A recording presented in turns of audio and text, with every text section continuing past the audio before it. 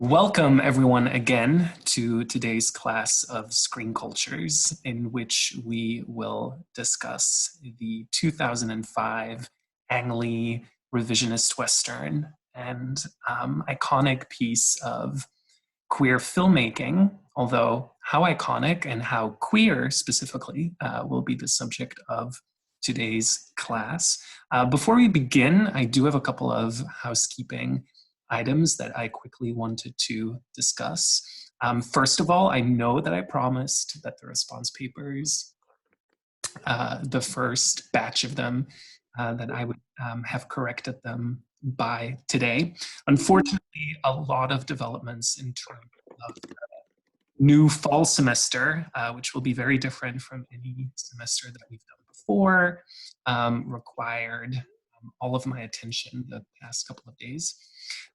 Which is why, unfortunately, I was unable to get all of them done. However, I will get all of them to you, the corrected versions, with my feedback by Monday.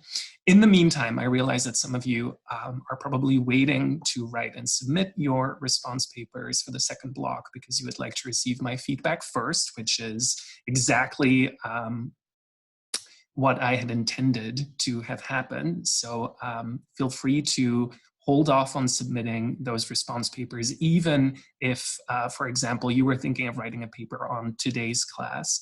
I will, of course, be extremely flexible, since in this case, I am the person to blame. So again, even if you were planning on writing a paper on Brokeback Mountain, or even on previous classes, you will still have the opportunity to submit those papers. Similarly, if you've already submitted your Block 2 paper and you would like to rewrite it after you receive my feedback, which again will be over the weekend and Monday, then you will also have that opportunity. And then I will hold off on grading the paper that you've already submitted. Tomorrow, I will be uploading and providing you some feedback on your participation. So that will happen tomorrow.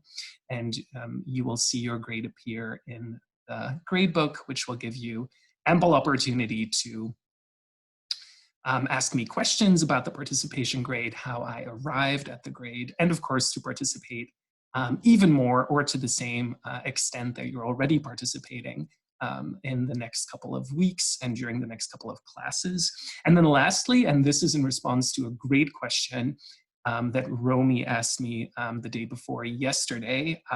Romy asked, how exactly should we go about recording and submitting the podcast now that we're all spread out over the United States?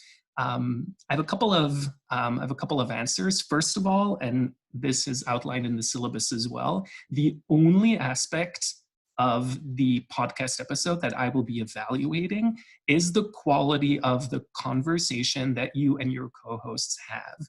In other words, I will not be evaluating the podcast as a podcast in terms of the technological dimensions of the podcast. So I know in the past, a lot of students have seized on the opportunity to come up with a jingle. I had a number of students who came up with a jingle for their podcast. I had students who turned the podcast into a vlog. In other words, their faces were showing, which also allowed them to easily splice in scenes that they were hoping to discuss in a little bit more detail. Some students instead simply played the scene. In other words, the audio of the scene didn't show the video, but did include the audio. All of that is fine. And if you want to include those elements, you're more than welcome to do so. However, your grade will solely rest on the quality of the discussion that you have with your co-hosts. And the criteria for that discussion are outlined in the syllabus. But in a nutshell, I'm looking for the kind of discussion that we are having every single class, minus explicit references to the theory. In other words, I'm not looking for you to refer specifically to any theoretical frameworks or to any authors that we've been discussing this semester. If you want to, you can, but the baseline for the discussion is, what if you and your two friends had gone to a movie theater, rest in peace, movie theaters and the movie-going experience, at least for the time being. But what if you had watched the same film, you walked out of the movie theater, in this case, you hopped onto Zoom or Skype and you had an informed conversation about the film or television show that you just watched. What would that conversation look like? Capture and record that conversation. That should be the basis of your podcast episode. Now, how do you go about doing that when you're all in different parts of the country? You can schedule a Zoom meeting. You can schedule that meeting, and if you record a meeting through Zoom, Zoom will automatically give you both the recording of the meeting itself. In other words, if you did want to include any audiovisual material, any specific scenes, then you can do exactly what I've been doing for these classes. But if you're not interested in doing that, Zoom will automatically generate an audio version of the recording. Which means you already have your podcast episode. You have that recording, and then you can simply submit that recording in Canvas. You could try an even sort of lower tech approach to it. You could hop on Skype or Facebook Messenger or any other app that you can open up from your computer, and then one of your co-hosts could simply use the voice messages or voice memo, I think it's called, voice memo app on your iPhone, and simply record the conversation. As long as I can hear what is being said, that's really the only criterion. So don't worry about it being a little bit choppy, or worry about me having to crank up the volume. All of that is fine. So there's a number of different ways that you could go about recording the podcast. Okay, I see a couple of questions. Let's begin with Claudia. Yeah, just for like the film itself, I know that it had to be released in 2020, but what if it came out in the Netherlands in 2020, but in the US in 2019? It's perfectly This is just me asking because I want to do Little Women. No, you can absolutely do Little Women. Okay, great. And thank you. the thinking was that I was looking for a film that had not already received volumes of criticism, so that your take would be sort of fairly fresh and just informed by your own reading of the film. So Little Women is perfectly fine. Zoe? For the response papers, I was planning on doing mine on the Rider, which is on Monday. Mm-hmm. And if I haven't gotten my feedback from my first one yet, I really want to be able to incorporate that into my second paper. If I don't have sufficient time beforehand to go through it and try to make those corrections in my second paper, should I still try and submit it before or on that same day and after the class, or what do you think about that? Right. So if I send your response paper, and I am looking to release all of them at the same time. So if that is late tomorrow and you think that gives you enough time over the weekend to complete your second response paper, then by all means submit it by the scheduled due date. However, if you feel that you don't have enough time for whatever reason, then I'm giving you as long as you need to complete that second response paper. Because again, I realize that I'm the party who's at fault here. So absolutely, you can just submit the response paper by a date and time that works for you. And this really goes for all future assignments. I am going to be extremely flexible in terms of the due date. And what matters to me most is that you turn in a product of cultural criticism that you can stand behind and that you're proud of. And if that means that you need a little bit more time to turn it in, or even a lot more time to turn it in, that is perfectly fine by me. Okay, thank you. Sure. Will? Just given that, we're only a few months into 2020 and that, movie releases have certainly been impacted by COVID, is it okay if groups submit the same movie? Because I feel a lot of people are either going to do Little Woman or Invisible Man. Do you care if you get duplicate podcasts from different groups, or is it just one movie, one group?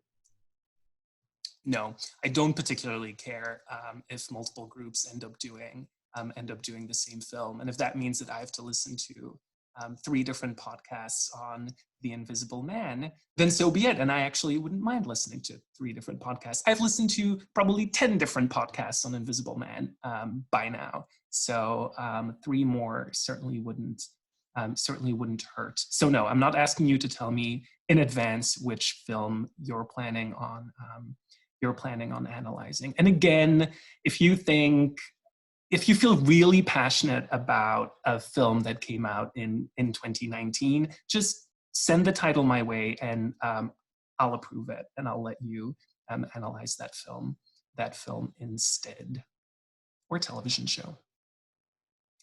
Okay, great. If there are no more questions, if you do have questions about the podcast episode, for example, then you can always send them my way by sending me a message through Canvas. Okay, today's class, today's discussion of Brokeback Mountain. I want to do a little bit of table setting before we delve into the film and into the readings. And since again, this is a class that we only have today to discuss, I do hope, or I do want for this class to be as discussion forward as it can possibly be. So every single question after this quick table setting section will be framed as a discussion type question. And I do believe that the Keller and Jones reading in particular lends itself well to what I hope will be a pretty spirited discussion on the queer potential of Brokeback Mountain. But before we can gauge and evaluate the film's queer potential, we need to define a number of terms. And I imagine that many of you were familiar with the terms that are used by Sullivan throughout her article, but some of you may be less familiar with some of those terms, which is why I wanted to quickly make sure that we're all on the same page. So I have a little bit of a preamble here about sexuality in particular, which is of course the focus of today's class. Sexuality, specifically non-heteronormative sexualities and their representation is in film. And I want to begin with what you might call the founding premise, which underlies Sullivan's analysis of the political activism and the waves of political activism, specifically in a US and broader Western context around issues of representation, in this case, political representation. And that founding premise is that sexuality is not a natural concept, it is not a biological determinant, but it is rather discursively constructed. What we mean by this is that when we're analyzing the representation or the lived reality of same-sex relationships and non-normative sexual identities, we should always be mindful of the fact that the ways in which these are lived, experienced, but also studied and analyzed and treated in the political realm, in the academic realm, for a long period in the history of sexual desire in the medical realm, that we should always be mindful of the fact that there are specific historical, cultural, and geographical contexts that will be at work and that will bear on the discussions that were had and are had in this present moment, present time, present context in which we live. I think that that's especially important in the case of Brokeback Mountain and the discussion that we will have today. Brokeback Mountain as a film was produced in 2004, released in 2005. So we are 15 years removed from the production and release of that film. But as an added layer of complexity, the film itself, the narrative of the film, is placed decades before the moment of production. So the context in which the narrative takes place, in other words, the diegetic universe of the film, is one that is set in the 1960s and then spans a period of a number of years, in fact, more than a decade, 2 decades. So there are a number of different removes that make the discussion that we will have today one that demands nuance, and one that demands that those responses to the film, like Keller and Jones's response, is a response that in and of itself was framed within a specific cultural context and a specific political moment in the US, as well as a specific moment in cultural and cinematic criticism. And Keller and Jones are responding to the release of the film. So they're writing in the immediate aftermath, in the immediate onslaught, and it was an onslaught of press, both academic press on the one hand, and then criticism on the other hand, that was brought about by the release of Brokeback Mountain. So I think that it's crucial that we bear that in mind before we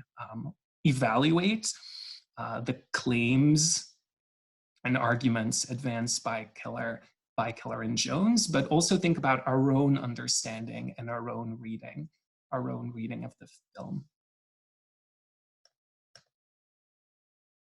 Broadly speaking, and again, this is a summary and a very, very quick survey. And even though I just called for a great deal of nuance and detail, I'm painting here in broad strokes, especially for those of you who may not be as familiar with the development of issues around same-sex desire and non-normative heterosexuality and how they have been unpacked and understood. What we see in the 19th century, and this is really an inflection point in that history, is that we see a shift occur where prior to the 19th century, same-sex activity was analyzed and regarded as a specific practice. In other words, non-heteronormative sexual activity was seen as a practice. It was seen as an act, and it was often seen as a deviant, aberrant act.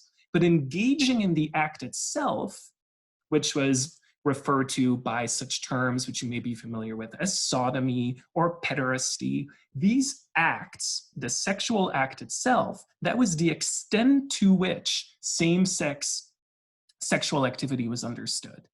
The notion that these activities would have any bearing on one's identity, in other words, that they would move beyond the realm of sexual desire and sexual practice to speak productively to one's identity, to the ways in which one experiences the ways in which they move about in the world and consider their sense of self, that does not emerge until the 19th century. So that was a major shift in the thinking around and the experience of non-heteronormative sexuality and sexualities.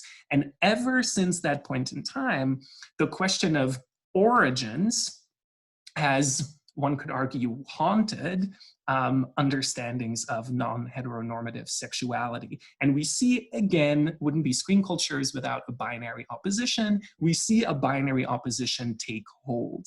And this binary opposition continues to deeply inflect and I would argue bedevil queer studies as a field.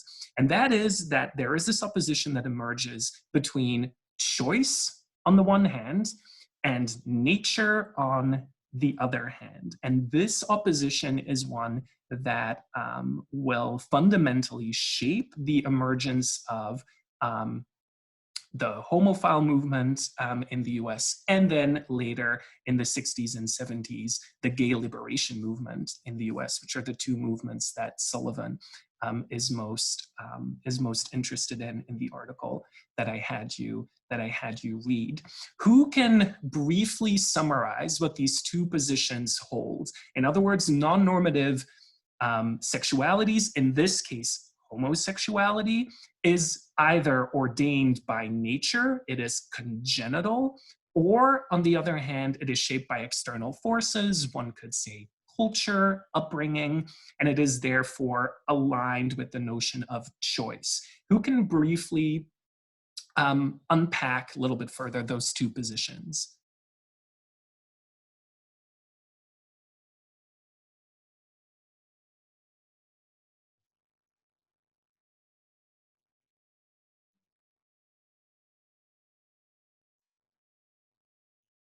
Will. So when someone says it's like by nature, that's kind of like the born this way argument. It was kind of used to counteract the pro-choice, the people who think it was a choice, which is typically like along conservative lines. These are typically like, at least from my experience, not drawing directly from the article, but it's like people who typically support conversion therapy or like believe that homosexuality is a mental illness that is, you know, potentially curable.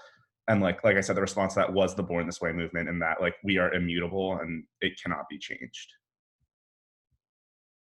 Yes, you're exactly right. And there is some cross-cutting and some cross-pollination there too, because one of the ripple effects, or one of the potential effects of arguing that homosexuality is somehow a medical condition, or it's somehow tied to a biological element, that will in turn also spur some quote unquote recovery therapies that have a medical basis.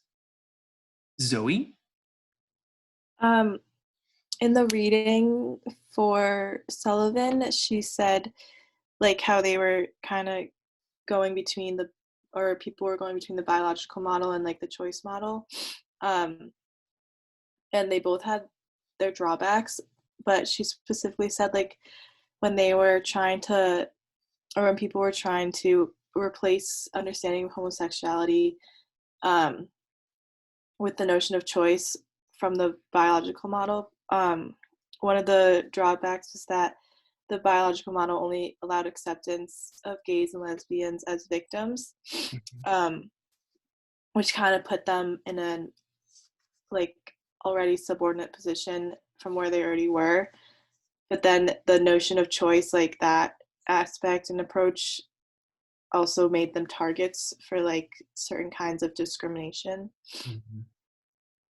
Absolutely, that's an excellent point and an excellent summary, Zoe. And you're exactly right. So if we approach non-heteronormative sexuality, homosexuality, as something that you're born with, then one way in which that formulation worked against the interests of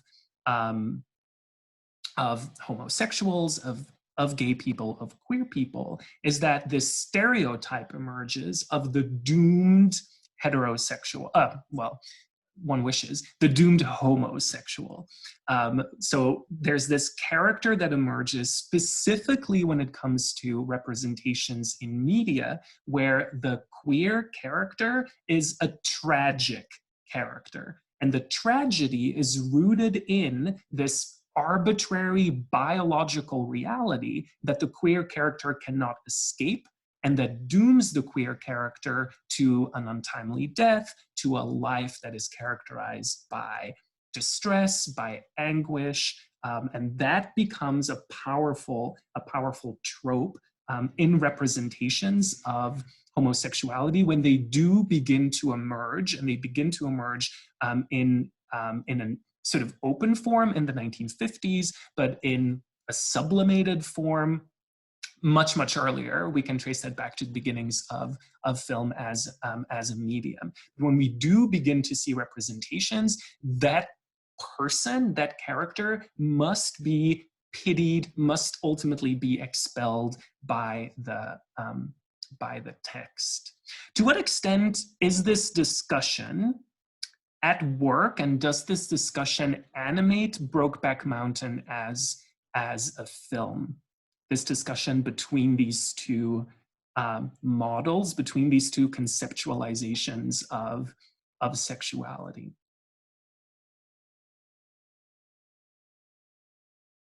Will? So I would say that the film, I can't say definitively whether the film takes, because I was like kind of vacillating between that when I was watching it, whether it says it's, you know, choice or nature. But I will say it definitely gives into the helpless or the doomed homosexuals you were saying, and that like throughout the early parts of the film, I think it's Enos is his name. He constantly says like, oh, like our love is a force, or like when he's talking to Jack, it's like when this thing takes control of you. So like he at least in his, I know that Jack and Enos are like very different characters, but at least in his perspective, he is the doomed character, and that he's kind of like subject to his like these sexual like pulling whims that he has towards Jack, and he doesn't really like own them or kind of accept them as a part of his conscience. That's absolutely excellent, Will. And I love how you pointed out that even in the way in which Ennis phrases his relationship to sexuality, he is externalizing it, right? So this thing that grabs hold of us. In other words, there is something that is removed from him, that is removed from his will, that is removed from his control, that is removed from his self, one could argue, that when it grabs hold of him, puts him in this position. And that is not Jack's analysis. How does Jack understand his feelings toward Ennis and his sexuality writ large? Eliza? I feel like Jack has a very interesting relationship. Like when they have the last meeting together, he says like, I can't go with it. Well, he cannot go without it as much as Ennis can. And I feel like he's Ennis has this different like idea of what it's like for this lifestyle of two men living together differently, because he was traumatized by it at a young age, whereas Jack has always had like his family's been there, he's never had to really struggle, he's just kind of been doing what he wants to do, and he never really seems to realize that he doesn't really initiate conversations with women. He'll initiate a conversation with the rodeo clown guy, but ultimately Lorene has to be the one to initiate every single like interaction between them, because I feel like Jack just doesn't really think of it as like he hasn't been like forced to suppress his emotions as much as Ennis has, so it's much more emotional, and that's all he kind of really thinks about it as. Yes, that's an interesting point, and I love how you embed this in the personal history and psychology of these characters. And clearly, and this is something that Keller and Jones also get at in their article, they don't just represent two different faces when it comes to their understanding of their sexuality. They also represent two different iterations, two different models, two different brands of masculinity, where, as you've perfectly and very convincingly argued, Ennis has been forced to suppress and disavow sort of his emotional life and his emotional self, whereas that's not the case for Jack, whose emotions are much closer to the surface. And we see this bubble up at many different points in time in the film. We clearly see in Ennis, not just in the way that he talks, or rather oftentimes doesn't talk, his silence, but also in the way he moves, in the way he carries himself. This is someone who is deeply conflicted, who is deeply repressed, and who has had to internalize and bottle up a great deal of personal trauma. Lainey? Yeah, I just going off of what you were talking about and what Eliza said, I also think it's worth noting the part towards the end when like their last trip to the mountain, I think, when Jack is kind of talking about how he needs to be with Ennis more, and like talking about Mexico and how that like having sex with men is like part of his need, like part of his survival almost. So he like, I think in that part it becomes really clear that like he accepts like his sexuality for what it is, and like obviously he like tries to hide it from society, but he's not like pressing it down the same way that Ennis is. Sorry, I don't know how to pronounce his name. So it's Ennis. So in the film it's Ennis. Ennis. Ennis, and they refer to him as Ennis. But that's a beautiful point, Lainey. And you're so right. You could argue that for Jack, these feelings that he has toward Ennis transcend any type of specific sexual act. In other words, you could argue that Jack emerges as an emblem or an embodiment of this shift toward a queer or gay or homosexual, and we'll get to sort of unpacking and teasing apart those terms a little bit later, identity. For Jack, you could argue that this is part of his identity. This is a fundamental part of who he is, and he cannot separate the two. There is no separation for him, which is why the actual separation that he's forced into throughout the narrative becomes increasingly less bearable for him. Whereas for Ennis, he in many ways exists in this pre-19th century model where he is able to separate the two. He is able to de-link this from who he is when he's not with Jack. There's an Ennis that exists when they're not meeting up for their trips, and there's an Ennis that exists only when they meet up. And he's able to distinguish the two, or to separate the two. And Jack, and you could argue that that's his sort of fundamental flaw as a character and leads to his fate, he's unable and also unwilling to do it. He's unwilling to separate the two. Eliza? Another thing that I think is worth noting is that Ennis says when they meet up after 4 years, he says, if you can't fix it, you have to stand it. And I think that's kind of like really embedded in him, because even when he's in his relationship with Alma, he just kind of like, he does what he has to, but you kind of realize that he's not really in love with her. There's no real emotional connection there.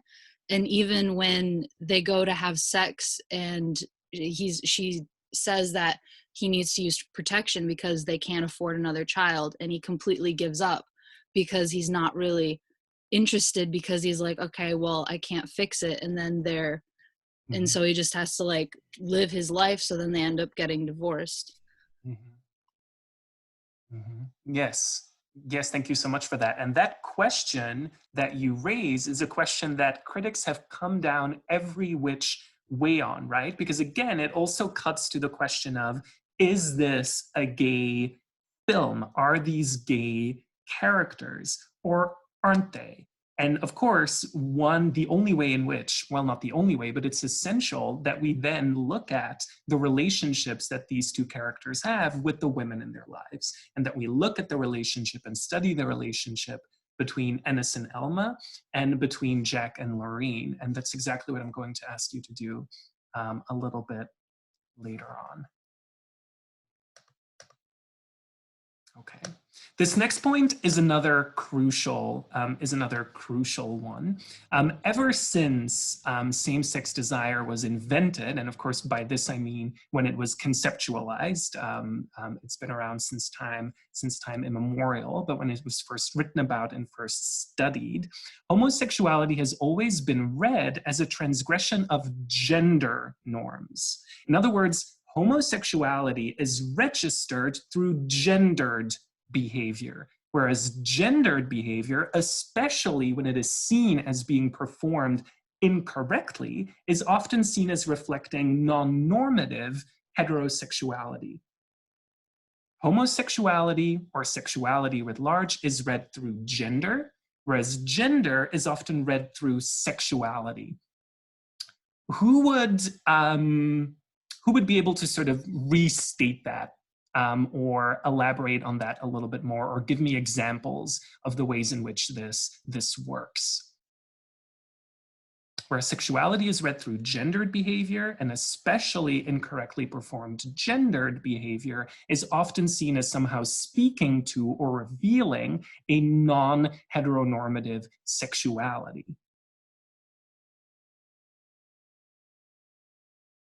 Lainey?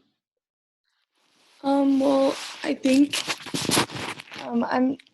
when you talk about that, it's a little confusing, but I think about gender norms and how, like, if a male is like talks a certain way that sounds like a woman or something, or like likes to dress a certain way, like that is like traditionally affiliated with female gender norms, then like people might make assumptions about their sexuality, when in reality like gender and sexuality are like on different spectrums.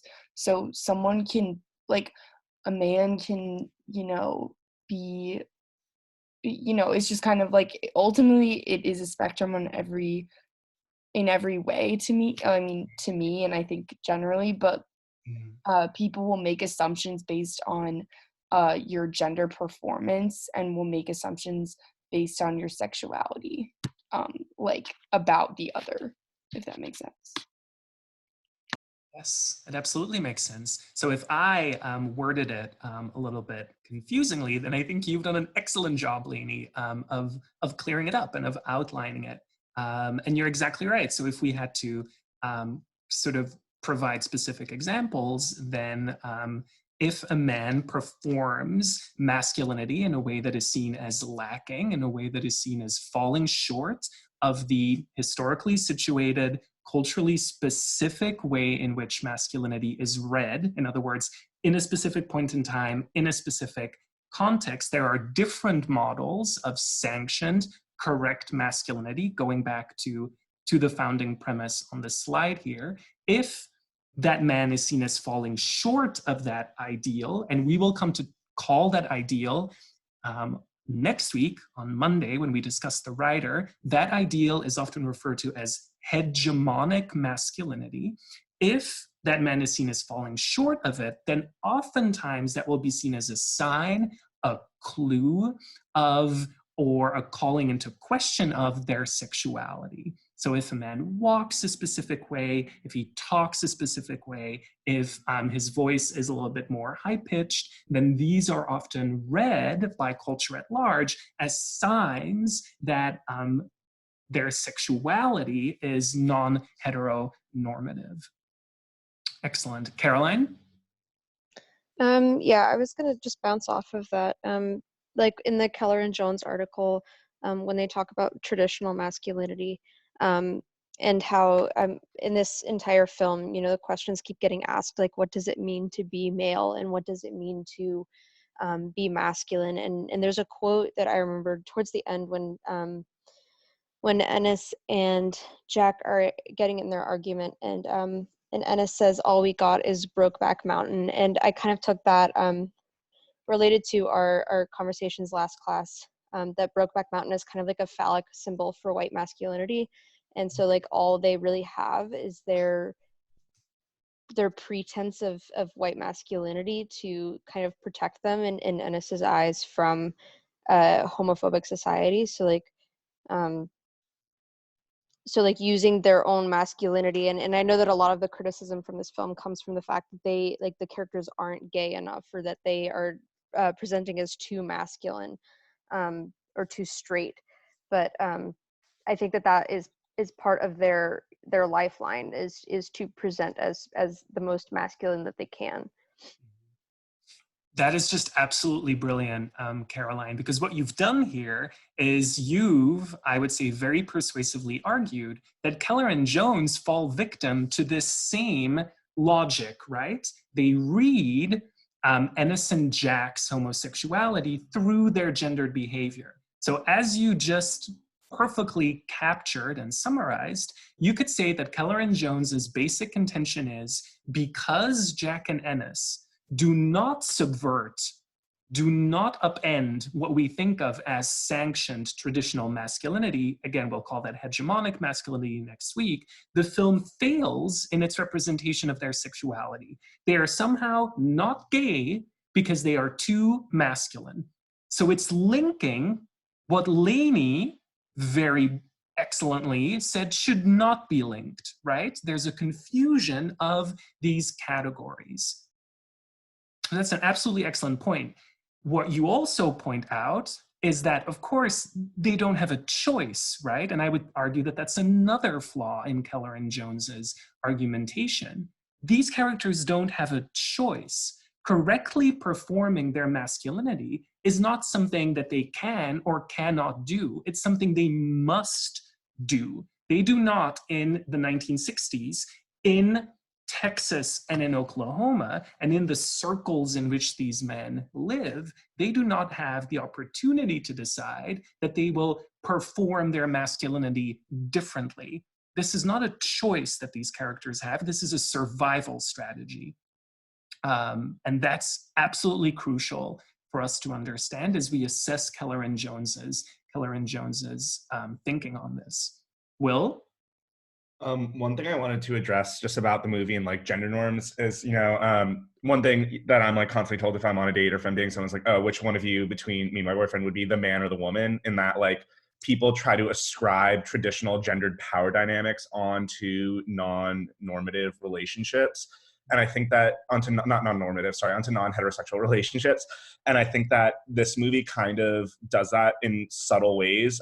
For instance, like you kind of constantly see that at least that's just my interpretation of how they kind of tackle gender and sexuality in this movie, is that Ennis is constantly made to project the more masculine figure in that he's stoic and he is ultimately the one on Brokeback Mountain who does the majority of like the sheep guarding, whereas Jack kind of becomes this like domestic figure who's like, oh, I'll see you for dinner and, all these other things. So that was just like one thing I wanted to approach, is that like, even though this is a queer narrative, it still tries to apply heterosexual, hegemonic, like gendered dynamics to a same-sex relationship.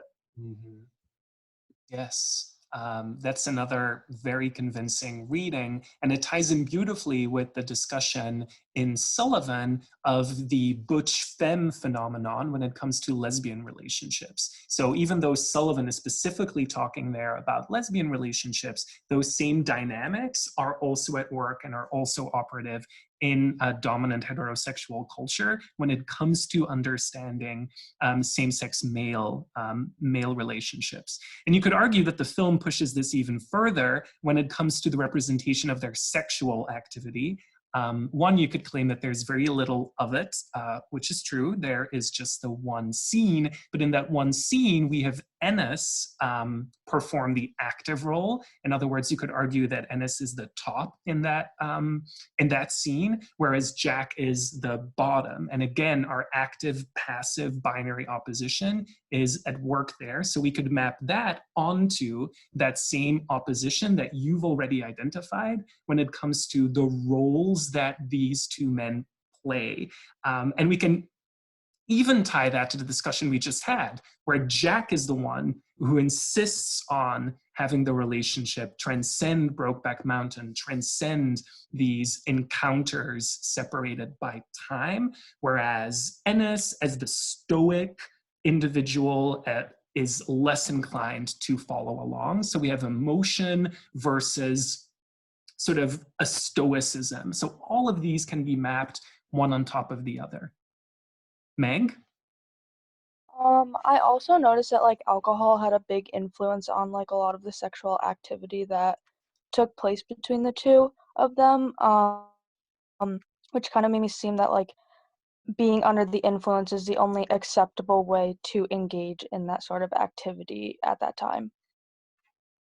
Yes, and this is, of course, also a point that Keller and Jones make, right? So they also argue that the use of alcohol and especially the excessive consumption of alcohol is used as an excuse that the film gives for why these two men engage ultimately in that sexual act in the tent in that specific point in the film. And they argue that the film gives us a number of excuses, right? Oh, there are no women there. Oh, the weather is bad. So in other words, Keller and Jones argue that it's external forces that drive Jack and Ennis toward each other, not their identity. And this is exactly what Keller and Jones quibble about or take pains to analyze and lay blame at the film for. The film, for Keller and Jones, is not a representation of queer identity. It is, to some extent, a representation of a non-normative relationship between two heterosexual or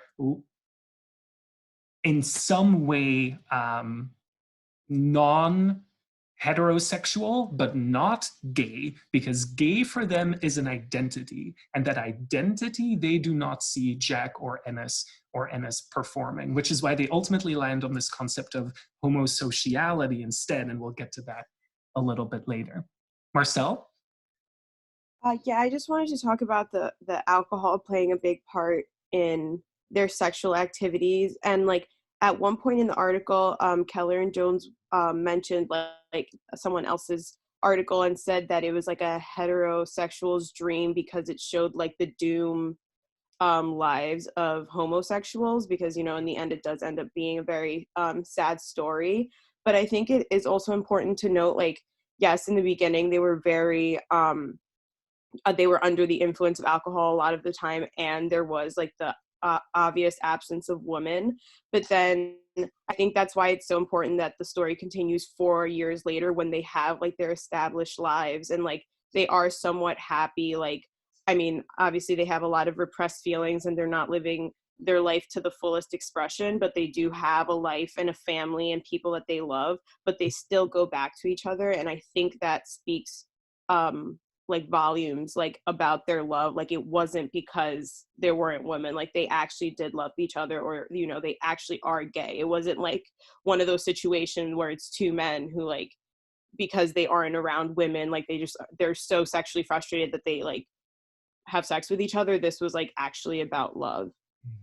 And I think that, Marcel, is an excellent counter argument, an absolutely excellent counter argument, where Keller and Jones focus, I would say, to an almost myopic extent on the origins of their relationship, and they fail to take into account, exactly as you've just argued, that we don't just spend that one summer with Jack and Ennis on the mountain. We see that this is much more than this uniquely specific coming together of these two men, because in fact, it does structure the rest of their lives when alcohol and all of these other external factors are no longer at play. That's an absolutely excellent point. Eliza? I had like two things to add. One of them was about what Marcel just said, which I thought, I'm not sure if this is, I might be remembering the scene wrong, but when the first time they're on the mountain, when Ennis goes, or he's sitting outside the tent and Jack is just lying there in the tent, he kind of like walks over and they like and they kind of like have this emotional like kind of like go to each other where they finally kiss for the first time. Mm-hmm. And I don't think that was under the influence of alcohol at all. Mm-hmm. I might be wrong, I'm not sure. Were they? That again is an absolutely excellent point, Eliza, because that scene and that coming together of the two men and that way in which they physically express it is very different from the first time that they find themselves in the same tent. Were they under the influence of alcohol at that point in time? I do think the film establishes that there's a lot of drinking and that there's a lot of drinking that goes on that mountain. But at the same time, it's clearly different from that very first encounter. Because that very first encounter, we have drinking to excess, because it's the reason why Ennis can't go back up to the sheep, because he's simply too drunk. And when he wakes up in the morning, after having had sex with Jack, we see sort of the telltale signs. We see him rubbing his temples. So in many ways, you can read that first encounter as one that was influenced by alcohol. Another way in which you could read that, which I think is perfectly valid, is that especially at this point in time in the 1960s, and especially given what was at stake, alcohol was not used as an excuse. It was used as the only way in which these men could actually express what it is that they felt toward each other.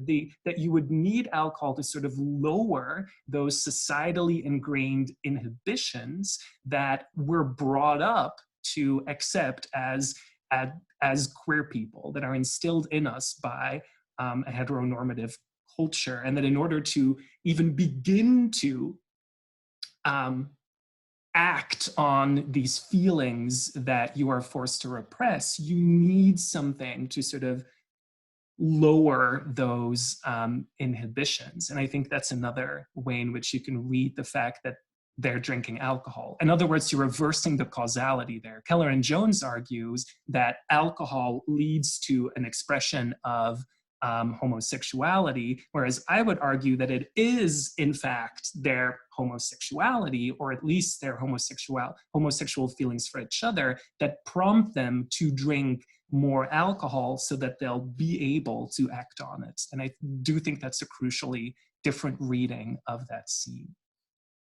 And the second thing that I had was, I can't remember who brought it up, but it was the part in the Keller and Jones article where they said they were too hyper masculine to be considered gay. And I think part of it is that I don't think they really know of the concept of gay. I think Jack just knows that he can really only be satisfied sexually by other men. And whereas Enos can kind of like play the part, but they really only mention queers. Then like, I don't think gay is ever used in the film at all. No, and Eliza, wow, talk about a segue, because that is actually exactly what I wanted to discuss next. And that is the terms that we're using. So you've heard me use these terms interchangeably, and often they are used interchangeably, but at specific points in times and in specific contexts, these terms mean different things. And what these terms meant in the 60s is not what they mean today when we use them. So when Jack and Ennis have that coming together, and Ennis says, "I'm not queer," and Jack says, "Me neither," their use of the word queer, the valence of that word, that is not the valence that the word has today. That is not how that word is used today. That said, depending on who you are, even in the same cultural context and even at the same time, you may be using these words differently. So I would love to have you tell me and share, if you feel comfortable sharing that, how you use these words and what you believe these words mean. Homosexuality versus gay or gayness versus queer or queerness. How do you understand and use these terms? Will? So personally, if I were to break down all three terms, I don't like to refer to myself as homosexual, mostly because to me that like carries context of like it being in, I know I'm going to mess up the acronym of the book name, but in the psychological diagnostic manual. So like I elect not to use that term because that was the term used to describe like a mental illness. Gayness to me is like kind of like it's definitively, you know, same-sex attraction. You know, male on male, female on female, and then queerness is more of like a fluid, flexible term for someone who isn't comfortable being, you know, oh, I'm full send gay or whatever. Like they find themselves more fluid on the spectrum, and like at least in this day and age, queer is more used as like an umbrella term because now in terms of modern like sexual studies, sexuality is clearly like a spectrum. No one's 100% one way or 100% the other. And taking that into account, I kind of vacillate between using gay and queer to describe myself, at least. Mm-hmm. Thank you, and thank you so much for sharing that. And you're absolutely right when it comes to the use of queer. So it's often used as an umbrella term, as a term that does justice to and reflects the full spectrum of sexuality and sexual expression. So in other words, you could argue that gay is sort of subsumed under queer or exists somewhere on the spectrum that is covered more fully and more comprehensively by queerness. It can also be used as an umbrella term or a term that doesn't force you into a specific box. In other words, it doesn't force you to embody or embrace a specific sexual identity. So it's a way of making sure that that fluidity isn't just textual, isn't just theoretical, but also captures the fact that in your lived reality, you may express and act in the same fluid fashion when it comes to your sexual expression. And then homosexuality now rings to contemporary ears as an almost sort of medicalized term, and also one, by highlighting sex and by highlighting sexuality, that is more aligned with the notion of sexual practice and less aligned with the concept of identity. So in the 1990s, when gay fully becomes the dominant term, homosexuality is seen as somehow being limited to those sexual acts, whereas gay is really the marker of identity. This is who I am. This shapes my entire sense of self. And in the 20 years since then, we've seen a gradual shift away from gay to queer, because gay again is seen as too limited, is seen as meaning simply same sex and same sex all the time, whereas queer would allow for more mutability and more variation. Lainey? So yeah, I agree with Will on pretty much all the words, but also I get confused why like the people in the article do say that like, oh, they're too hypermasculine to be gay, because like they're both men and they're having sex, so I don't really like understand how like much more gay you can get, I guess. Like Yes. like I understand that like I think it's just kind of like counterproductive to say like, oh, they're hypermasculine and like that's why they're not gay, because like anyone could be gay. Like you could have any type of like gender performance or like act any type of way and be gay, and usually the people that are super hypermasculine are gay in the end. So like I just feel like it's super gay. I don't know, I don't get how you could read the movie as not, I guess. Right. It's an excellent point, right? And again, it goes back to this fundamental confusion between the categories. And this is why I wanted to make sure that we sort of discuss the ways in which homosexuality has been read and has been perceived and has always been tied with gender norms. Because you're so right, Lainey, that Keller and Jones really predicate gayness, homosexuality on gendered behavior. They're drawing on the fact, they're marshaling the fact that both Jack and Ennis seem to be performing a traditional or hegemonic masculinity as somehow disqualifying them from being gay. That is really the underlying premise of their analysis there. My follow-up question would be then, and I think you've set it up perfectly, how much gayer would you need to be, right? I think that's what you said. What would Keller and Jones say to that? What would their reply be? In other words, what is missing? Why is it for them that they come to the conclusion that Jack and Ennis are not gay and that this is therefore not a gay film? What's missing from their gayness? Romy? Some people like Keller and Jones, and I feel like sometimes it's seen in academia or queer criticism, view gayness or queerness as inherently political, and therefore it needs to be subversive of gender norms of patriarchy in order to count.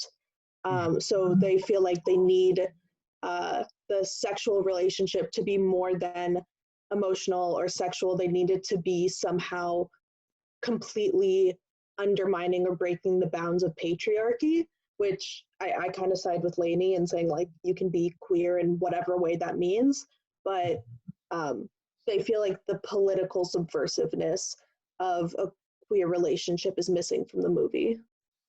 Yes, that is precisely it. And you are so right to tie that to a specific interpretation of personal identity that was first cemented or first introduced in the 1970s by the women's liberation movement and by second wave feminism. Because second wave feminism gave us the mantra that the personal is political. And that notion, in other words, that one's personal identity, and for second wave feminists, this was gender, that to be a woman is to be a political subject. It is to have a political stake. This notion has really become a cornerstone in feminist and in some queer theory as well. Whereas a turning away from the political, in other words, a turn toward the private, in other words, sexual identity that is situated in the private realm, it's not necessarily situated in the public realm, in the political realm. Keller and Jones see that move at work in Brokeback Mountain. In other words, for these two characters, and therefore for the film, this is not a political undertaking. This is not a political document. This is not activist. This film is not activist enough for Keller and Jones. I would argue that what they're losing sight of is, again, the specific historical, cultural, and geographical context of the film, where clearly Ennis and Jack don't have the luxury of engaging in this type of activism because A, their survival is at stake, and B, these political discussions are happening in a completely different part of the country, and they're not permeating the United States writ large. They're not inflecting or shaping the lives that these two men live out in the American Southwest. That's not the lives that they're living. And their reality is not inflected by it. So it's a logical fallacy to then argue that they're not quote unquote gay. Claudia?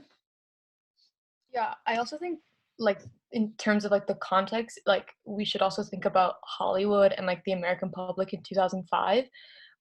Like, this movie has been reduced to its sex scene all the time, and like, in fact, Jake Gyllenhaal gave an interview last week where he said that Heath Ledger refused to present the Academy Awards because they were going to make them make a like sex joke about their movie. So like, I wrote my paper on this, so like that's how like I was thinking about this. But like, if there were multiple sex scenes and multiple kisses and multiple like, the jokes would be like endless. And I think that Brokeback Mountain intentionally like limits its explicit portrayal of these like sexual moments to prevent Hollywood and audiences from focusing on these sexual elements. And I think that through the absence of these moments, like, we see them kiss, I think, like 3 or 4 times. Audiences are forced to like believe their relationship through the subtle acts of love, like their eye contact and their silence. And I think that if it was any more quote unquote sexual, then it would just be even further reduced to like a sexual film. That's an absolutely sterling point. And again, we need to be shifting between these frames. So I love the fact that you take us to 2005 and to the specific cultural, historical context of 2005. Because over and above everything that you just said, Claudia, that film would never have been made. A film with a more overt representation of homosexuality would not have been made in 2005. It could not have been made in 2005. So to judge Brokeback Mountain's queer merits or its queer potential by today's standards does a disservice to the film and to what it was doing or trying to do in the year 2005. Will? And then I just wanted to respond to 2 things from the Keller and Jones piece. Primarily, like, this argument that the movie is not gay enough, I feel like is what drives the modern move away from gayness and towards queerness. Because, like, I know personally, like, saying you're gay comes with a lot of strings attached for expected behaviors, performances, and like personality traits. So like, if like choosing to engage with a more vague title like queer kind of erases those expectations that people have for you and kind of gives you more agency and authorship over your own identity. And then the other thing that, this is a little off topic, but just something that I found problematic additionally about the Keller and Jones article is they make the claim that this like movie is like salve for the wounds of the Matthew Shepard murder in 1998, which I think is just a completely bold and unfounded claim. For those of you unfamiliar, at the end of the reading, they quickly kind of say it. And he was this college student who was literally tied to posts and beaten to the point of death and left out in the field for like a few days, for like a night, and then died in a coma 5 days later. It was like pretty brutal and awful. And I just think that like like I feel like that was a really unfounded claim and just something that they couldn't even say, because at the end this movie still kind of abides by like the bury your gays trope and still kind of denies queer characters happiness. And they even are like, oh, like we can see elements of Ennis and Jack and the people who might have killed Matthew Shepard. And I just think that, no, like, hold the phone.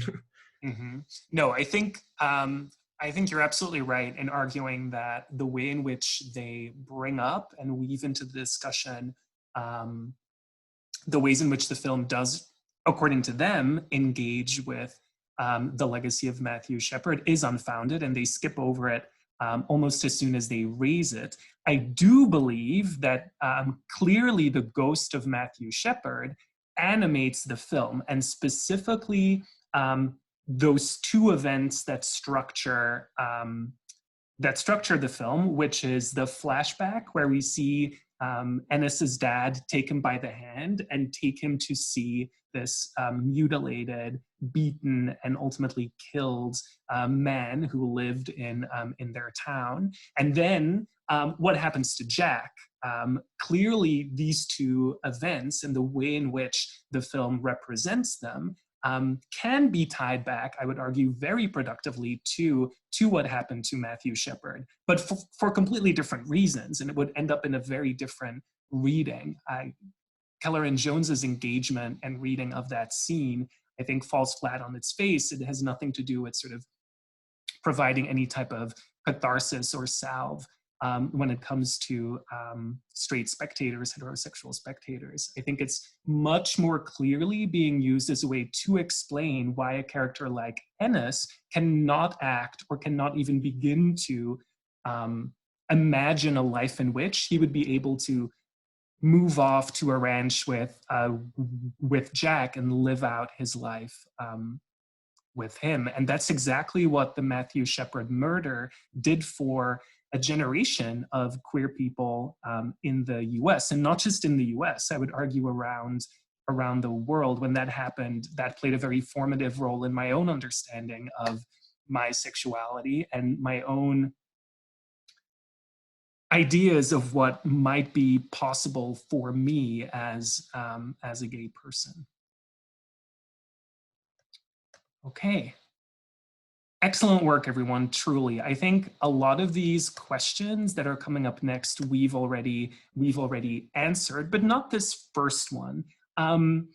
You'll remember that from time to time, I bring up the concept of a spatialized logic, and from the very beginning of this class, we've unpacked the meaning invested in places and in spaces. And with a film like Brokeback Mountain, a film whose title refers to and focuses us to pay attention to a specific place and a specific space, how exactly does Brokeback Mountain, in other words, the place, how exactly does that place function in the narrative of the film? What role does Brokeback Mountain itself, the mountain, the type of natural landscape that we're in, but also the geographical place in the US, this representation of the Southwest that we've also talked about when we talked about the Western, what role does it play in shaping our reading of the film? And how is it tied to the film's representation of same-sex attraction? Why does it matter that it is Brokeback Mountain where Jack and Ennis meet each other, fall in love with each other, if that's what you want to argue? And why is it that they begin to use Brokeback Mountain as a shorthand for, as a proxy for that relationship that they have? So talk to me about Brokeback Mountain.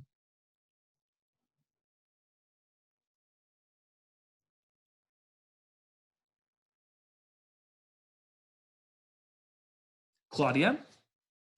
I think that Brokeback Mountain kind of serves as the antithesis to Civilization.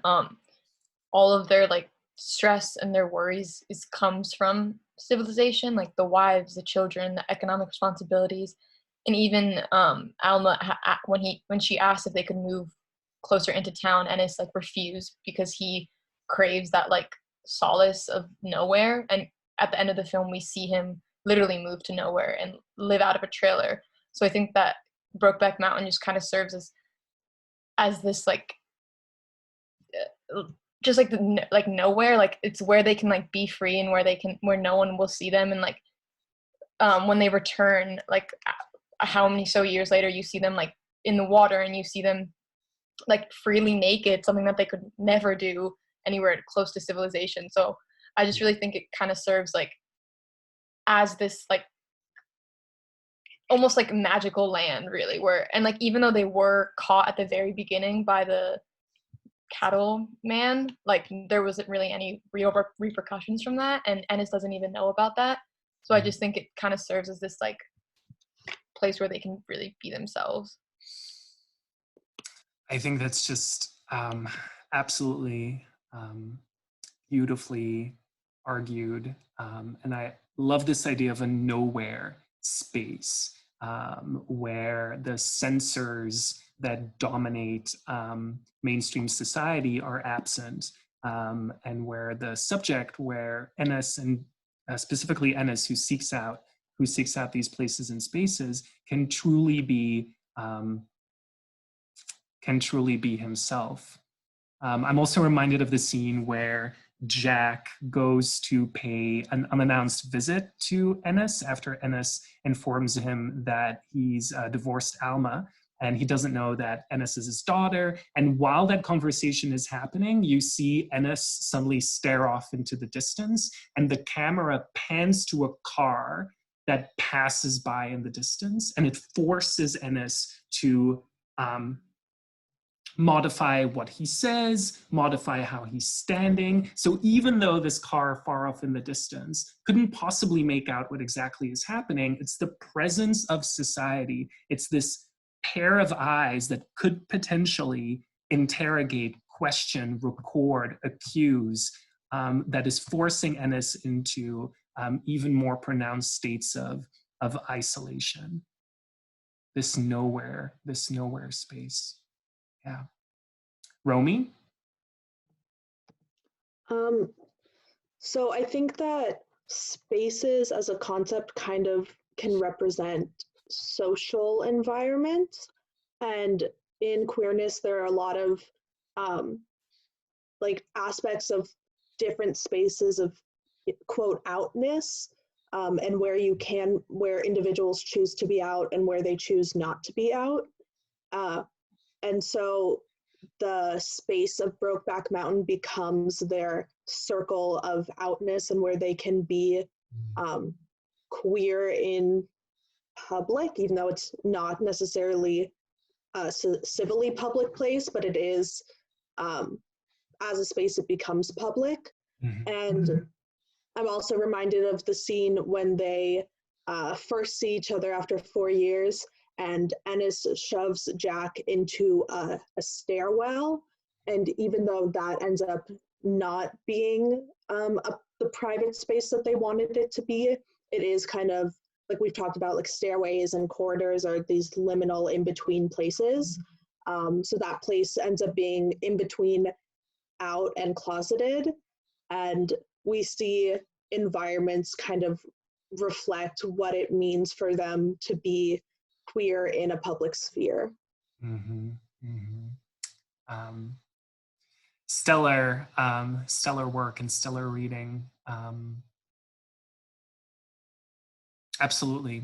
This question of liminality and whether Brokeback Mountain is a liminal space, which then, even though or even when they're not physically at Brokeback Mountain, the ways in which they come together require them to seek out similarly liminal spaces. And you're so right to point out, or to point us to the scene where they see each other again after 4 years, and there's a pushing that needs to happen, a removal from the public world into this liminal space underneath the staircase. And even then, and in this way, this is similar to the scene that I was talking about before, even when these characters, even when you as a spectator might think that, yes, this is a space where no one is looking, someone is always looking. And it's always communicated through these acts of licit or illicit looking. And this, of course, takes us all the way back to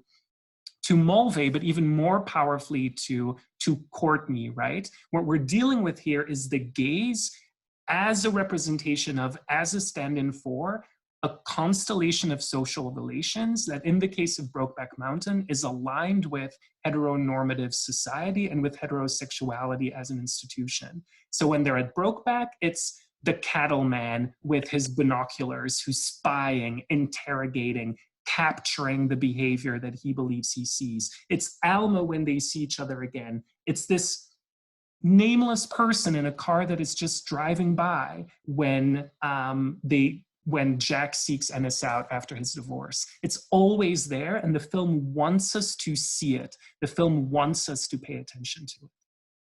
Lainey? Yeah, I actually had like a question about the end of the movie because I hadn't seen it before, and I was just like a little confused about the ending because I wasn't sure if like the part where they show Jack getting killed was like real or if it was Ennis like assuming that that's what happens because he has those like fears from when he was younger and stuff, and I was confused about that and confused about when he went back to Jack's parents' house and the dad is like, oh, he came up here with another guy and was like gonna go to the mountain with him. So I just wanted to ask a clarifying question about that because I was like a little confused about what actually happened. No, and it's an excellent question, and it's one that Keller and Jones, again, within their argument, interpret in a specific way. Caroline, what did you think? What did you make of that scene? Well, I was also confused, and then when I read Keller and Jones, it made a little bit more sense. It sounded like the woman that Anne Hathaway's character was hanging out with, the one that talked a lot, her husband, weren't they talking about his cabin? And then aren't we supposed to imply that even though Ennis is, kind of having this like projected thought of the reality of what happened to Jack, aren't we supposed to imply that Jack was actually killed by a tire iron? Or I mean, that's at least what Keller and Jones say. Yes.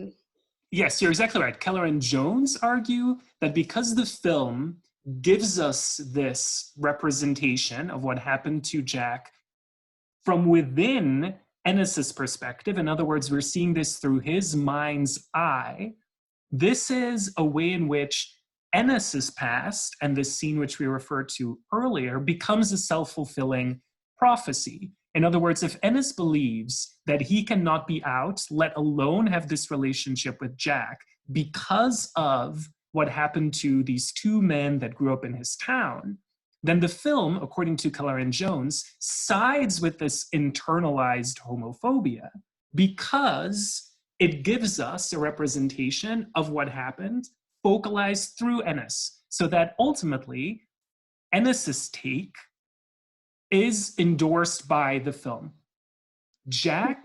What happened to Jack was preordained within the logic of the film's homophobic universe. However, I also have Caroline, go on. Sorry, this might be unrelated, but did Jack's parents know that he was gay? Again, or that he was queer?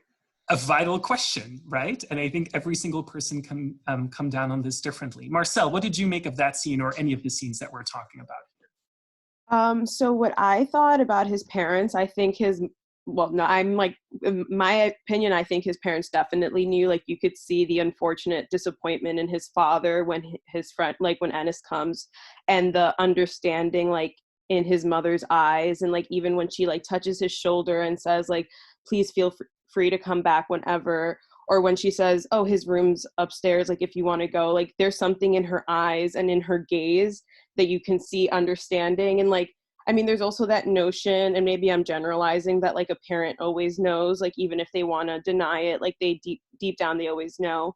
And in the Keller and Jones article, they mention how Jack was trying to prove to his parents almost that he could successfully be gay and like own a ranch and come back with a man.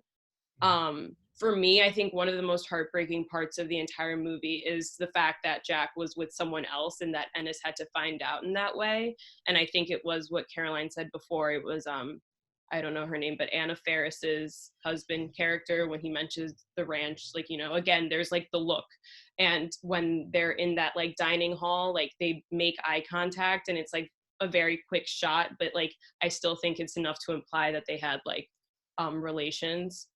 So that's kind of my take on it. And then also for the tire iron part where if he did get beat or not. So this is also going off the Keller and Jones article. Like she said in the story, it's explicit that he was the victim of a hate crime and he was killed because he was gay. But then in the movie, it's not as explicit and it's more like a nightmare sort of for Ennis. And that's kind of what I understood it more as, like it didn't actually happen, but that's just immediately what he thinks of because he's just so used to connecting being homosexual with violence and like being punished for it.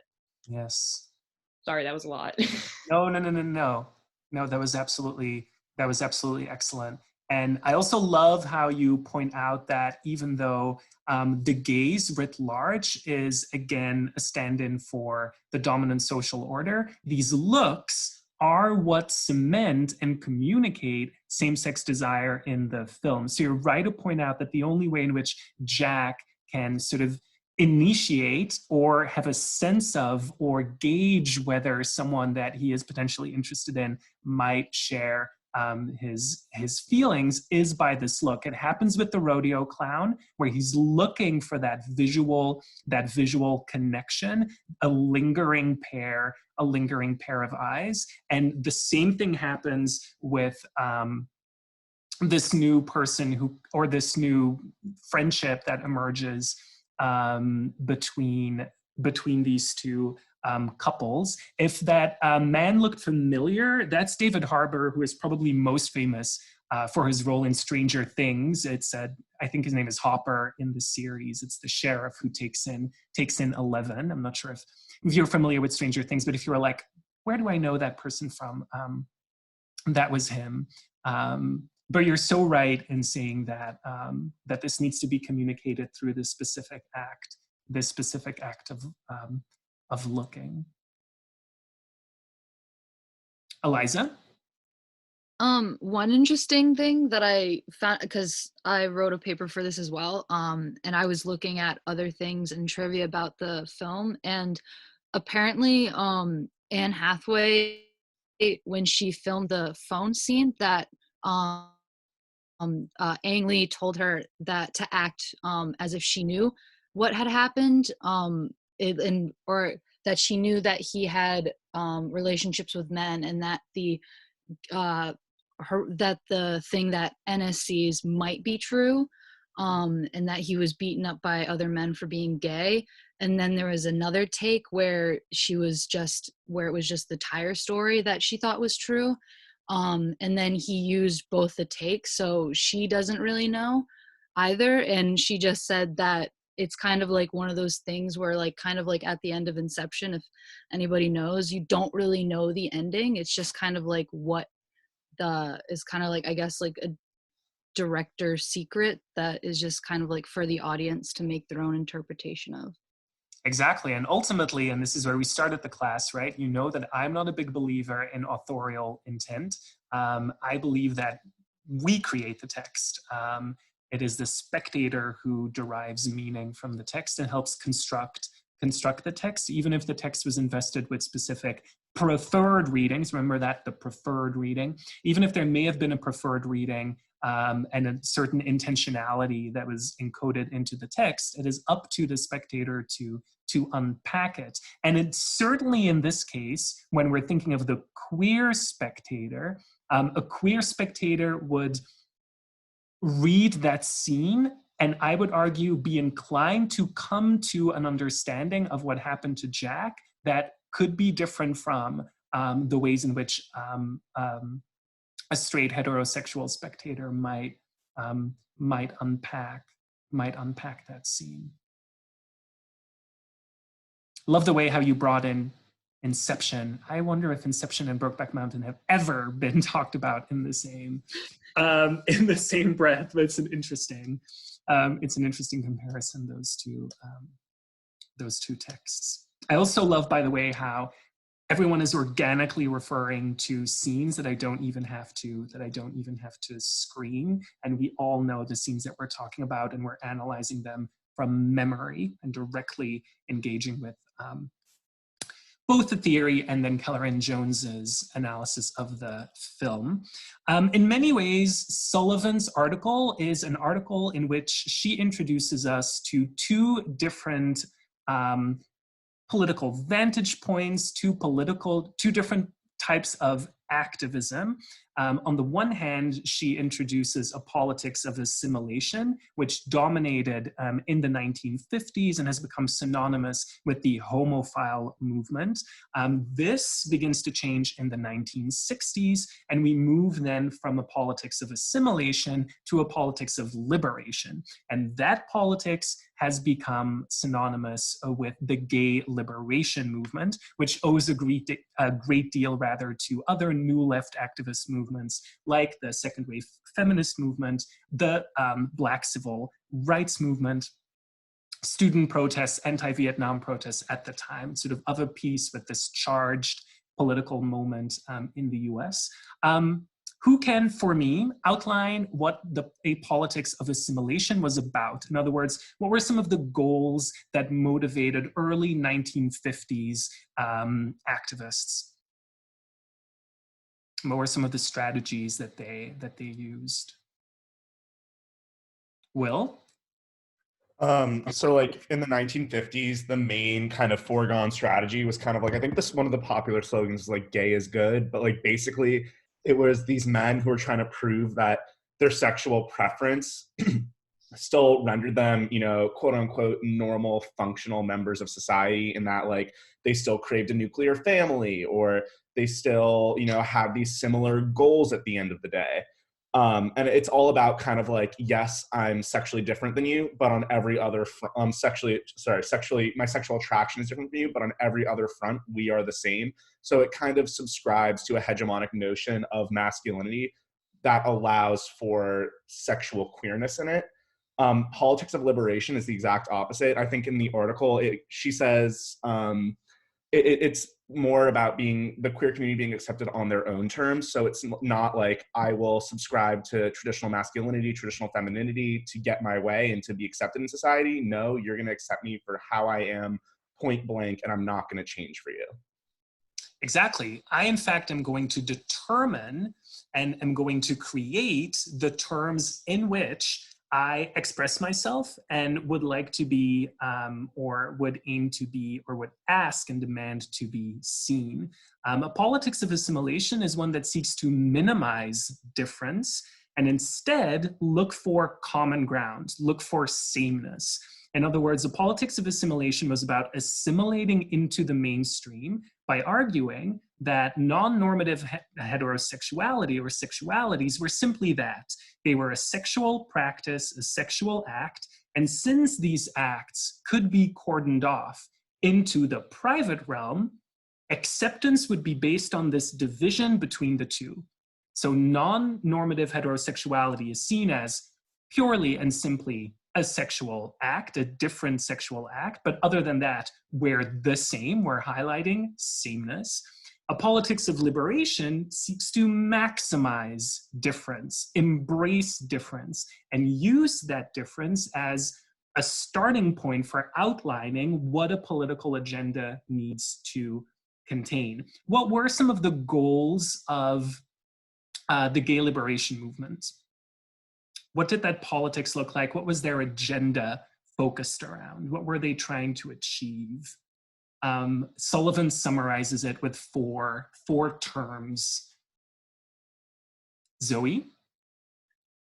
I think the four, if it's this one, she said the four key concerns shared by a majority of activists and organizations from a liberationist standpoint is like pride, choice, coming out, and liberation, which goes with what you were saying about using these differences and like maximizing these differences as a way to kind of show that, like, show like different identities, and like that it's good to be like, or it's good to kind of take these to heart and like account for the diversity of people. Yes, yes, absolutely. Are we all clear on all four of those terms and what Sullivan means by all four of those terms? I believe they're all fairly self-explanatory. I only have one follow-up question, and I'm interested in your reading of coming out and the role that coming out played for gay liberationists, and how you interpret or read, or whether you believe that coming out serves the same role today. Do you believe that coming out is essential? For example, this is one of the points made by gay liberationists, that coming out needed to be encouraged and was an essential act.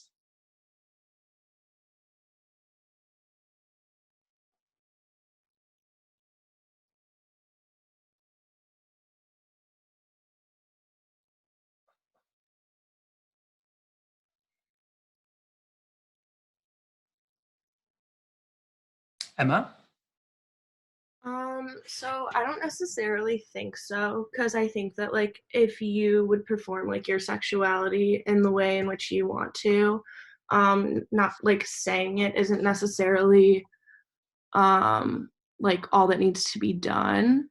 And I think maybe coming out has to do with more like satisfying other people's comforts in certain situations. But like it really, I guess it's up to the person, but I think like that aspect of it seems a little bit more for others than for yourself. Mm-hmm. Yes, yeah, I think that's a great point. Lainey? I also think that there's like something about coming out too that kind of like raises awareness that like, there are gay people, like, like, yeah, I feel like it kind of is also good for the LGBTQ movement for people to come out and just like own like their identity and own their sexuality, and like continue to normalize like LGBTQ people and like accept them into society. I think I agree with Emma too. I think it's depends on how you look at it. Mm-hmm. Mm-hmm. Yes, thank you. Will? Yeah, I agree with everything Lainey just said. So personally, I think like, yeah, it's a stupid and petty thing that has to happen today, and hopefully we'll get to a point where it doesn't. But personally, as someone, who rushed a fraternity in college and kind of willingly subjected myself to kind of like poisonous, toxic masculinity type institutions, I know that I rushed, in the closet. I wasn't open about my sexuality because my mission was like, I didn't want people to be like, oh, like we got a gay kid rushing, like assumption, and like we know who he is already because he's gay, like write it off.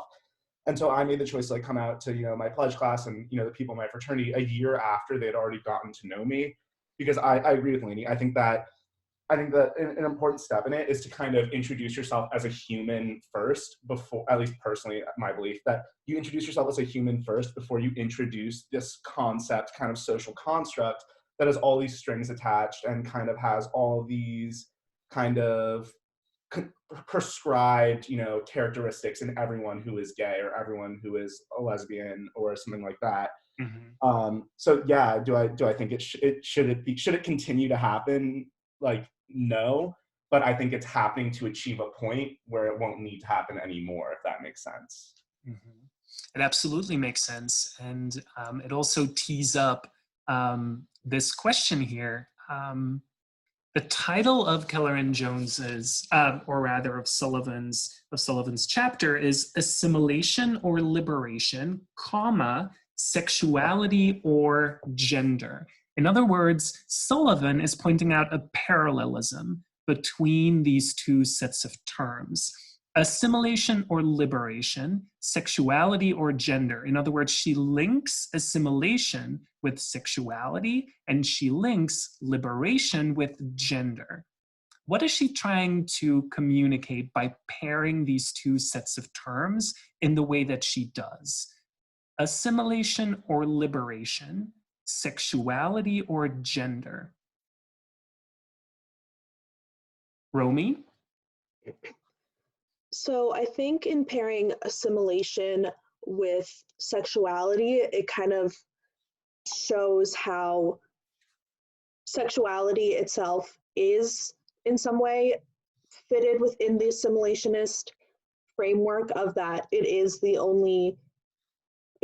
a small distinguishing difference between heterosexuals and homosexuals, but besides that, their lives can be entirely similar outside of that factor, but gender is more of a performance and an externalized identity, which comes with liberation of being boldly who you are and being unapologetic about the way you show yourself to the world and the way you communicate with the world. And that really falls into liberation as like the performance, not in a like masquerade kind of way, but performance as a self-expression. And I think it really makes, I think there is a little bit of a critique in Keller and Jones of the fact that Brokeback Mountain is more assimilationist and less liberation. And that kind of makes sense from our perspective today because liberation is kind of on the forefront of the political movement of sexuality, of being queer outwardly and proudly with pride parades and all sorts of things like that, National Coming Out Day. But I think it really makes sense to have an assimilationist movie in 2005 because, not that my memory is super clear from then, but I know in 2008 there was I live in California, there was the California vote to legalize gay marriage, and that was kind of the conversation at the time.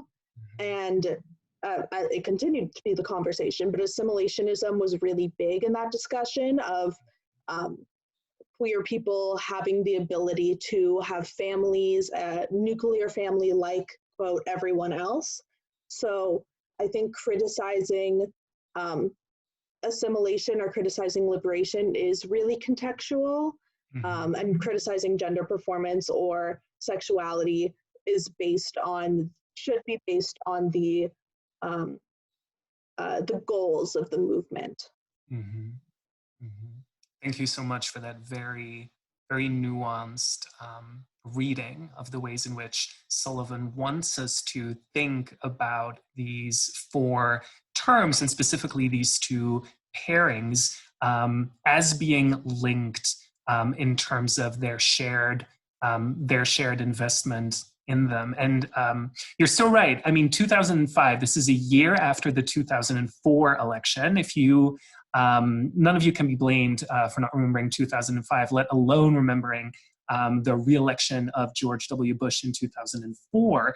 During that campaign, one of the singular issues was returning or enshrining into constitutional law the Defense of Marriage Act. That was one of the key items that President Bush promised to bring about if he was reelected in 2004. So we're dealing here with a period in time just coming out of an election in which that issue had been absolutely raised to a pitch and was on the forefront of Americans' minds because, again, President Bush wanted to run, the Republican Party wanted to run on this anti-gay agenda. And it's important, therefore, that we understand that if we read Brokeback Mountain as assimilationist, we have to place it into a context in which assimilation itself was being brought up for debate and was being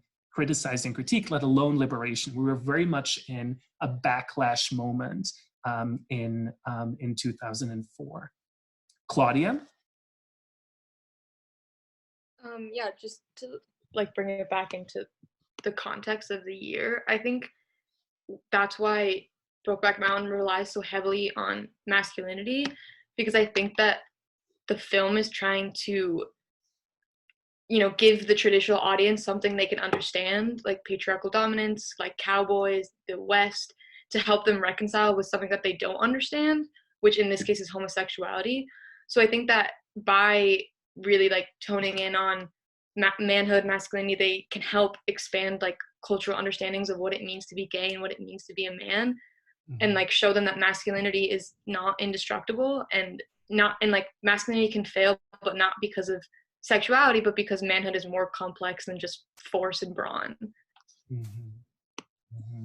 No, that's a crucial point. Let me raise a different question. And even though this is not a question that's articulated as clearly by Keller and Jones, I think it's a question that's implied. Keller and Jones clearly, and we've talked about this now a number of times, Keller and Jones would argue that Brokeback Mountain can really only be subversive in terms of its representation of sexuality if it doubles down on heterosexist understandings of gender and masculinity. That's in other words, what you just articulated as well, Claudia. The only way in 2004, 2005 that a film can broach this issue is if it doubles down on traditional understandings of masculinity. Keller and Jones would argue that in 2005, a film cannot do both. A film, especially a mainstream film or a film that wishes to break into the mainstream, cannot both give us subversive representations of sexuality and also give us subversive representations of gender. It has to pick and choose. So Keller and Jones would argue that the film is strategically deploying essentialist understandings of masculinity in order to sneak in subversive representations of sexuality. I was going to say sheep in wolf's clothing, haha, pun, sheep. But that's exactly sort of what the film, according to Keller and Jones, tries to do. And I do believe that that reading is a valid reading of the film. I do believe that the film, if you will, fails, but not because it had a choice, but it does fail when it comes to the representation of non-normative, gendered representations. I do believe that the film gives us fairly few examples of the ways in which the film operates in that specific respect. The question is, did the film have a choice? Could the film have given us representations of gay men that didn't perform hegemonic masculinity as faithfully as Ennis and Jack perform it?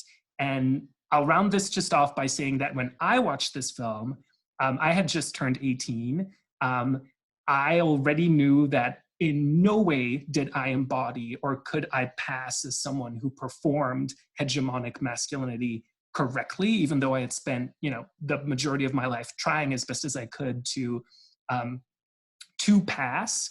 Watching this film, going to the movie theater, watching it, did have a profound effect on me, because if Jake Gyllenhaal and Heath Ledger and their performance of masculinity, if they couldn't make it work, what was I going to do? And I think Keller and Jones are arguing that for queer men who fail the test of hegemonic masculinity, this can be a destructive or potentially traumatic text. And I will say that, speaking as just one queer spectator, that is an impact that the film had on me, where even hegemonic masculinity and even that performance ultimately led to nothing and to tragedy. Will?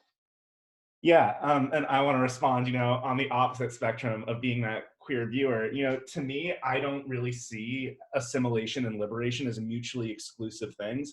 At least, again, like going back to my story of, kind of integrating into the fraternity culture at my university, that was a deliberate choice to mask assimilation as a form of liberation. So in assimilating and showing, I can do everything you can do, and then also revealing, oh, I happen to be gay. That kind of, again, is like, that is the liberation, saying that, like, I'm not gonna allow particular stereotypes to author my own identity. At least that's the way, the way I philosophically approach it.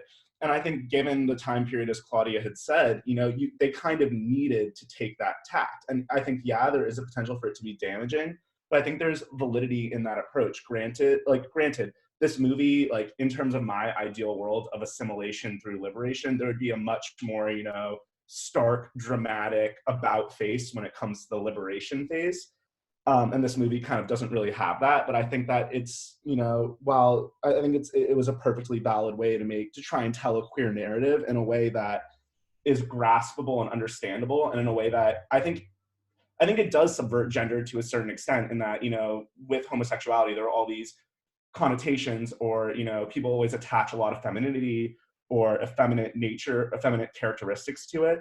And I think that this movie did subvert that in kind of splicing sexuality from a gendered performance, if that makes sense. Mm-hmm. It absolutely does. And I think that's a very powerful sort of counter-analysis and counter-reading. And it's exactly that splicing off, that separating, that a politics of liberation, as understood by Sullivan, does not allow for, right? So again, Sullivan is linking liberation with gender. Sullivan is arguing that a politics of liberation is one that seeks to expand on the terms or the reality of being gay or queer by speaking directly to and by impacting gender. So a politics of liberation would link gender and sexuality, would argue that a non-normative heterosexuality also implies a non-normative gendered performance, non-normative gendered behavior. And for some queer spectators, that's the case. So for me, that was the case. I cannot separate my sexuality from my gendered behavior. For me, the two are very much linked, and one is very much influenced by the other. And I believe, although they don't state this, that this is also where Keller and Jones come from, because I believe that it animates why their review of the film is slightly more cynical or pessimistic than other critics of the film read Brokeback Mountain's progressive potential. And I think we're in a very, very different moment now, specifically in 2020. What I see happening now is that we're shifting back to an understanding of sexuality and of non-normative sexuality that very much, like you just said, Will, splices off, separates gender and sexuality, where there is an understanding in specific subcultures especially that sexual preference is simply that. It's your sexual preference, and it has no bearing on your gendered performance. I see this specifically in something called mask for mask culture, where there is this veneration of heteromasculinity, a performance of heteromasculinity within a gay culture. So you see a move back to that specific understanding of non-normative sexuality as purely that, a sexual practice that is non-normative, but without any gendered implications. And that in many ways is also what Brokeback Mountain gives us. Claudia? I think that, like, whether or not you perceive Brokeback Mountain as like a good representation of gayness, I guess, I think in its shortcomings, it gave future representations the opportunity to do what this film couldn't. And you see that in its like financial success, in its Academy success, and like without this movie, it's hard to imagine a world that has, Call Me by Your Name or Moonlight or Milk or movies of this nature. So I think whether or not like you perceive this movie as good, I think this movie is necessary in order for better representations. Yes, that is a sterling point, right? That's an absolutely crucial point. So if we want to be mindful, and we should attend to the historical and cultural specificities, then if we're putting this movie in the queer canon, which it very rightfully belongs in, and there isn't a history of queer cinema that you could pick up today that was written after 2005 that wouldn't pay a great deal of attention to Brokeback Mountain and see it precisely as the precursor to many other cinematic representations. You're exactly right. I cannot let a mention of Call Me by Your Name slip us by without just simply saying that I think this film, Call Me by Your Name,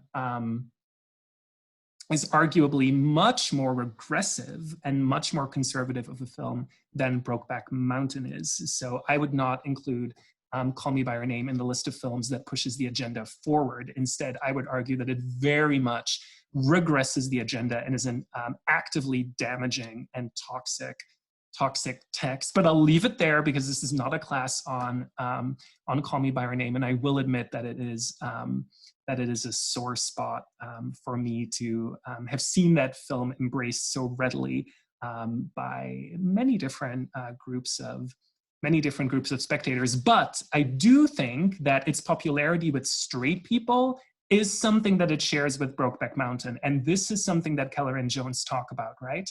Why is this film so popular with straight people? Well, according to them, it's because it is not a gay film, right? Because it would efface gayness instead and replace it with a universal understanding of romance and what romance is.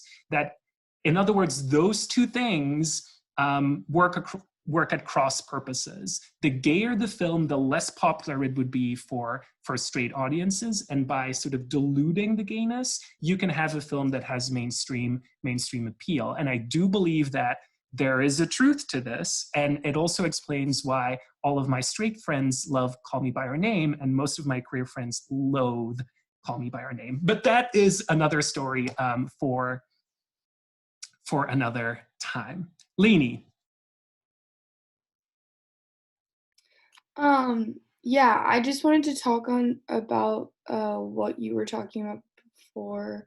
I forgot what the question was, but what I wanted to say, when you were talking about your experience, like first seeing this movie in theaters, I definitely like understand your perspective. And I also watched this video one time with one of my friends from school, who he was like in a kind of like open conversation with other gay men about like what quote types of like men they were attracted to, and how like within the gay community, and when I say gay, I mean specifically gay men, like men might be attracted to more masculine men, and how like gender norms within the gay community are also like problematic, and how even gay people are socialized to like be attracted to a specific type of person.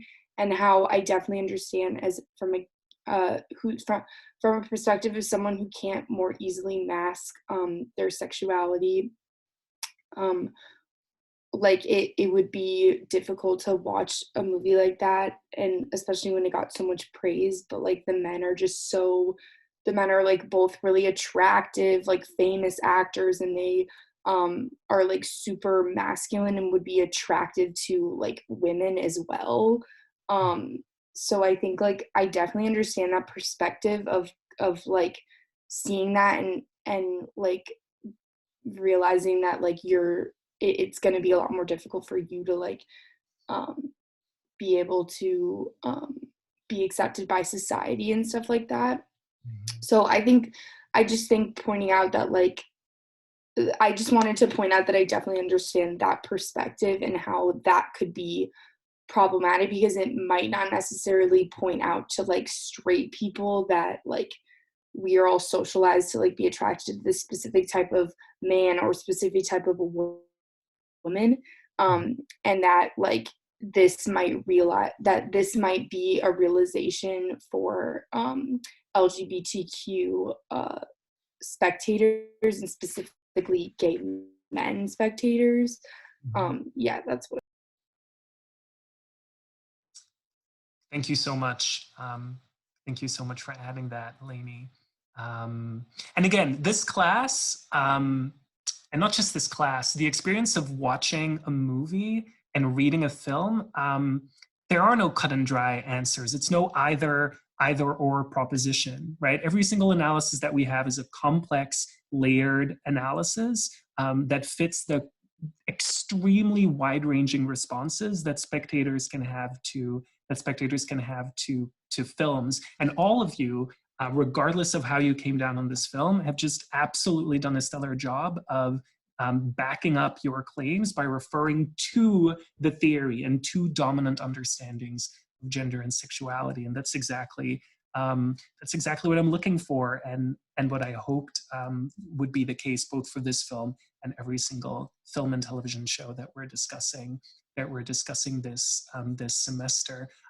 You do bring up another issue, Lainey, that I wanted to discuss, because I think it's an important issue, and I have it here somewhere in this list of questions. Oh yes, here it is. And of course, I'll post this PowerPoint. Many of these questions we've broached already. What role do you believe, or how important do you believe it is that these two characters were played by Heath Ledger and Jack Gyllenhaal? In other words, how important is the fact that we had these two actors, these stars, attached to the film and portraying these characters? Claudia? I think in a perfect world, we would have gay actors play gay characters, but of course that's not like happening. But I think once again, like the context of the time, I think it was really smart of them to choose these two characters. And I know when I was like researching, they had like people like Leonardo DiCaprio and Brad Pitt considered for this role, but I think that Heath Ledger and Jake Gyllenhaal, like as young up and coming actors, was a pretty good decision. Especially the supporting cast. Like I totally forgot about how incredible the supporting cast is in this movie, especially like the wives, like Anne Hathaway and Michelle Williams. Like these are beautiful Hollywood starlets, and they're reduced to nothing in this film because they're not relevant. It's about Jake Gyllenhaal and Heath Ledger's love story. So I think, the sexuality of the actors aside, I think it was really smart of them to pick like heartthrobs, and I'm sure that was a conscious and like strategic decision for them to do that because they wanted to draw in that straight audience, especially like the Keller and Jones article was talking about the marketing aspect of it and how even some of the posters showed Jake Gyllenhaal and Anne Hathaway's like with their baby. And I think that was really smart because you draw in these audiences and they're expecting some sort of love story, and they have to deal with the fact that maybe love isn't the only thing, like maybe love between straight people isn't the only love there is. So I think that like the marketing aspect and the casting was like a really smart decision. Mm-hmm. Mm-hmm. I think you're absolutely right there, Claudia. And again, we're thinking of how do we sneak a subversive text, which is subversive, which does give us a representation of non-normative sexuality, and which does quite openly and outwardly represent the lives of these two men. How do we sneak it by the studio? How do we attract an audience? How do we try to ensure that this is going to be a lucrative proposition? And certainly having these two stars attached to it played a role. I do think it's interesting then if we're again placing this text in a larger history of cinematic representation, that this has not changed, right? And I hate to harp once again on Call Me By Your Name, but if you look at the response to that film and specifically the marketing of that film, very much urge you to go to YouTube and go find the interview that Ellen DeGeneres did with both of the lead actors, because it's a showcase for saying, let's make sure everybody knows that these two actors are in fact straight and that there isn't an ounce of gayness in them. It's sad that 15 years after Brokeback Mountain, we still seem to be caught in that same moment in terms of representation, where there isn't anything that approaches parody yet. And I do think that we need to, like you said, in a perfect world, be striving for representation where we have actors especially when we're looking at trans representation, this is an even more troubling dynamic, and there's even more need to make sure that when the awards do go to actors who are quote unquote brave for playing trans characters, that in fact the industry hires trans actors to play those roles, and trans writers to be in the writer's room writing scripts as well. Will? Yeah, I know it's not the topic of class, but I just want to respond to Call Me By Your Name criticism just really, really quickly. I know you said like, oh, it like wasn't really an advancement of representation in any way, shape, or form, and that, you know, it's kind of like Brokeback Mountain 2.0. However, I would counter argue and say that just one thing it did for representation, at least for me, is it's the one queer Jewish media representation I have of a character who is gay and Jewish, and like, also I'm into archaeology, so there were archaeologists that just like, it was literally, you know, a lot of connection there. But yeah, that was just one thing I wanted to push against, that that was a leap in representation, at least for me. Mm-hmm. No, and that's an excellent point. And again, as much as I love to destroy Call Me By Your Name, I will not deny the fact that this too is a complicated text, and there are ways in which that text is progressive, and there are ways in which it pushes the agenda forward. Let the record reflect that I certainly don't think that Call Me By Your Name is Brokeback Mountain 2.0. I think it's Brokeback Mountain minus 2.0. Are there any final thoughts that we have before we wrap up? Anything else that you wanted to make sure we memorialize here today?